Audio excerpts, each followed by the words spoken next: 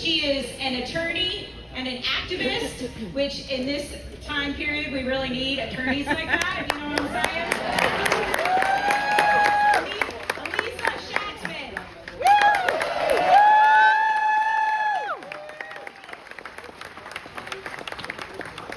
Hello, DelCo. Hello.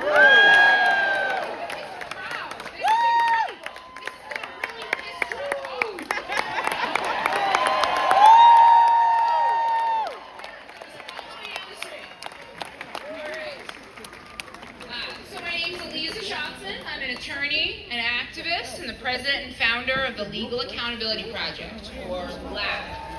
For those who don't know, which is probably most of you, I have led the charge against workplace abuse in the courts. So I am at the forefront of the fight against judicial misconduct, and so I am used to criticizing imperious federal judges who are above the law. And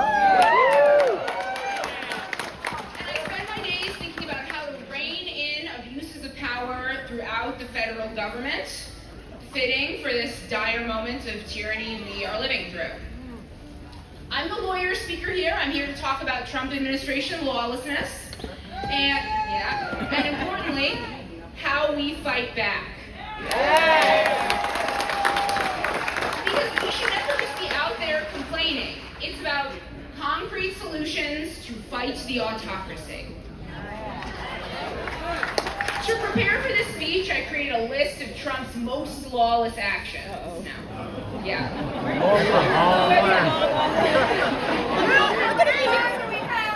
Everything he's done, So going through take all day, so I'm just going to hit the highlights. But just some very brief background on me, and I'll try to keep it brief, just to kind of show where I fit into this fight for our democracy. So I have dedicated my career to fighting for accountability. But I didn't always want to do that by serving as an activist, by running a nonprofit. I wanted to be a homicide prosecutor, to hold bad actors accountable.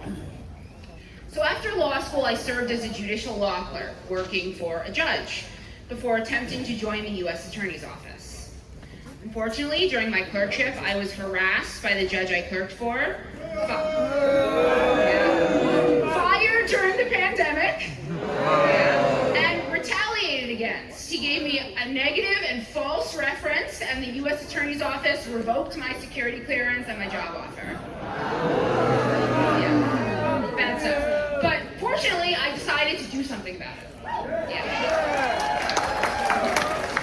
So I discovered that law clerks like me are exempt from all federal anti-discrimination laws, including Title VII of the Civil Rights Act. The entire federal judiciary, 30,000 people, are exempt from all anti-discrimination laws. I could not sue, I could not sue my harasser for harms done to my career, and judges are above the laws they interpret. So I launched LAP to correct injustices I experienced as a law student and a law clerk. At LAP, I used the bully pulpit to light a fire under intransigent federal judges and asleep at the wheel members of Congress. Like our senators. To the benefit of not just the legal industry, but society generally. Because the lack of accountability in our courts affects us all. Now, I share this for two reasons. First, if one 33-year-old woman, me, can take on the entire federal judiciary, certainly all of us here in this huge crowd can take on one addled, old, orange wannabe dictator.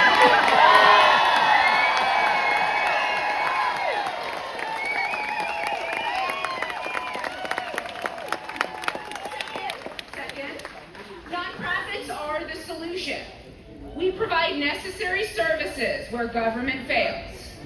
We move nimbly where government bureaucracy grinds to a halt. We fill gaps to serve our communities. Nonprofits are in court right now, suing the administration hundreds of times and winning like 93% of the time.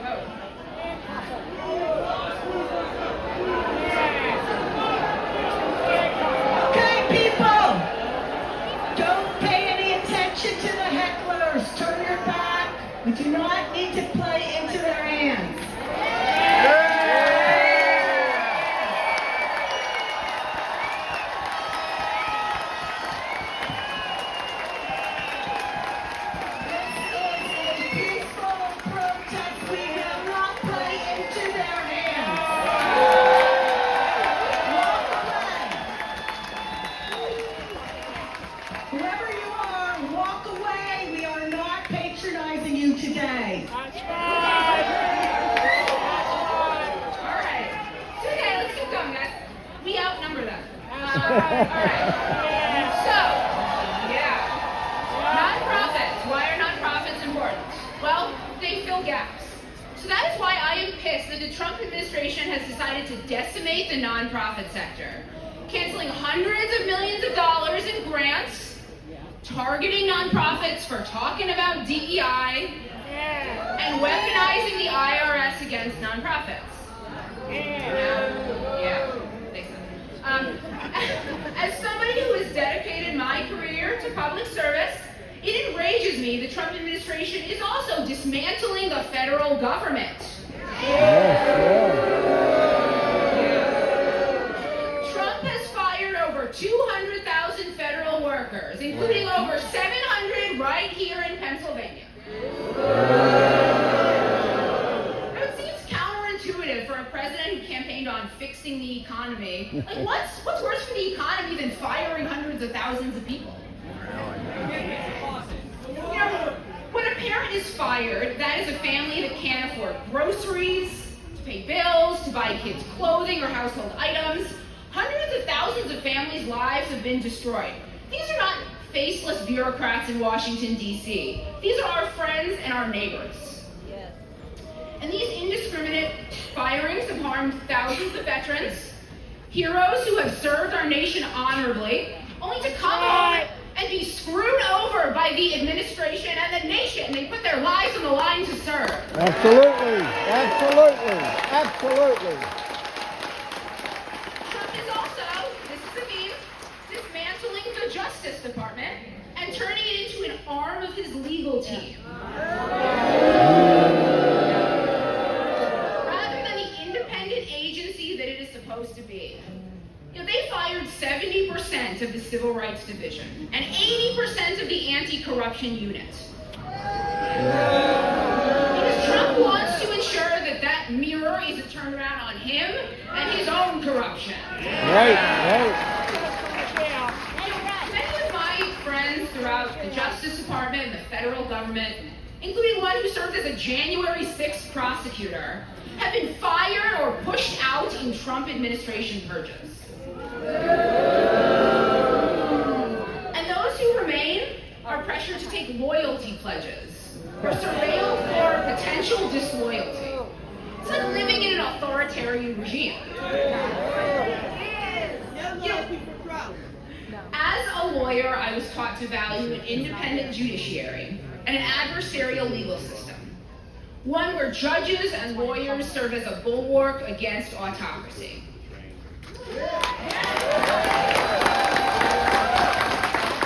one of the first steps in a dictatorship is to infiltrate the independent legal system and to weaponize the law against your political enemies.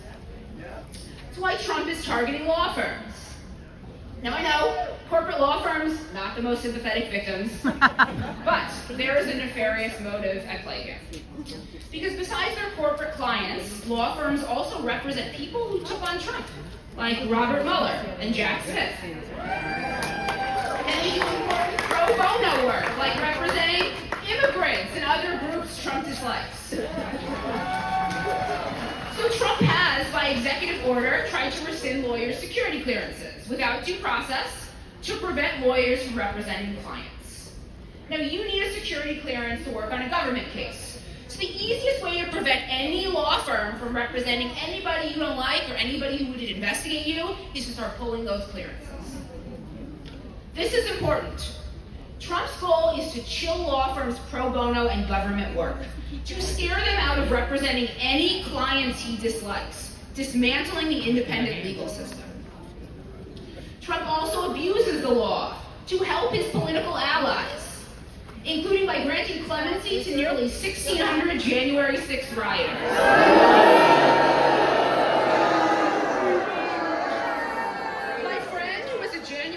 Prosecutor saw his years of hard work wiped out with the stroke of a pen.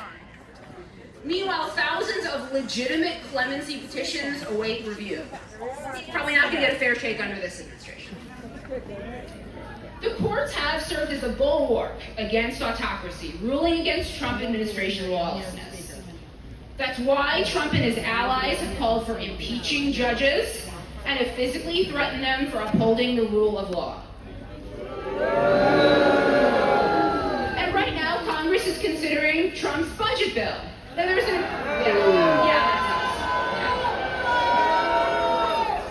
There's one important line in there that, if passed, would defang our courts by removing judges' authority to hold the government in contempt for violating rulings. And that sounds like a lot of legalese, but basically, if a judge rules against you and you ignore their ruling, they can try to force you to comply by holding you in contempt, by fining you or throwing you in jail.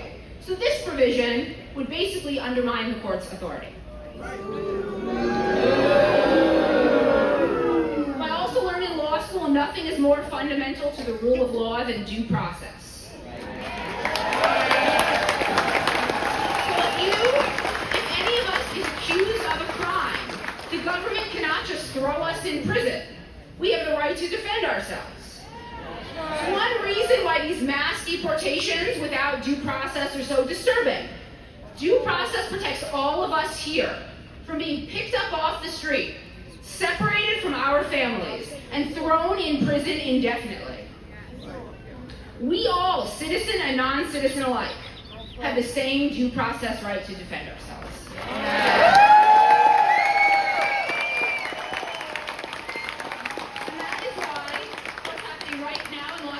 Is horrifying. We all know Trump has deputized the National Guard troops to quell protests in response to the inhumane ICE raids, infringing on our First Amendment right to protest, like we are right here. Now, this not only inflames the situation in Los Angeles, but it sets a dangerous precedent for further weaponization of the military against not only blue states Trump dislikes, but also against protests like this one. Now, in some ways, this sounds all too familiar. Previous chapters in our nation's history have been marked by protest, conflict, and unrest. I mean, our nation was founded when we rejected a monarchy. In other ways, we're in uncharted territory. But we all have the power and agency to fight back. So at my nonprofit, I always say, I'm not just out there complaining, I'm offering concrete solutions. So I'm going to close by offering you guys some. Elections are coming up in November. Yes. I know municipal and judicial elections aren't as sexy as Congress or the presidency, but our local elected officials play an important role in protecting our everyday lives against Trump administration lawlessness. And judicial races are on the ballot. As somebody who works with or against the judiciary for a living, I can tell you judges' decisions affect literally every aspect of our lives. Whether you care about voting rights, abortion, civil rights, criminal justice, education, the environment, everything is on the line in these elections.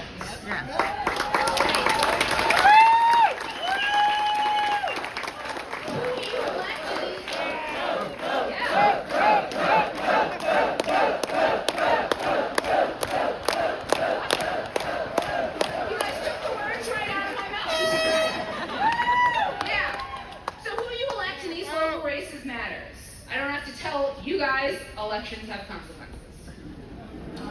And tell your friends to vote, get out there and knock doors, volunteer. You know, local races can be decided by as little as 50 votes. People in this audience could make the difference in a bunch of races. Now I'll close with this, and I know I've gone over my time. Sorry, guys. Your voice matters. That's right. Your activism matters. As somebody who takes on huge, entrenched institutions for a living, what sustains the broken status quo is silence. Those who abuse their power benefit from your silence. Small, weak, petty dictators hate criticism. So I'm sure Trump hates these 2,000 No Kings rallies like this one happening right now.